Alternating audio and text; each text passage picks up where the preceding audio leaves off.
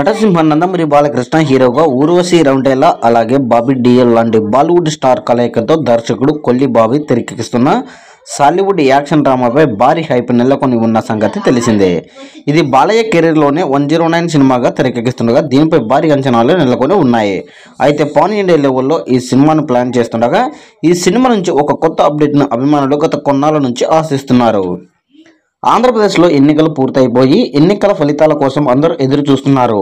Director Bobby షూటింగ్ను వేగంగా పూర్తి చేసి నందమూరి అభిమానులకు కేక పెట్టించే ట్రైలర్ను రిలీజ్ బాలయ్య ప్లాన్లో ఉన్నారు.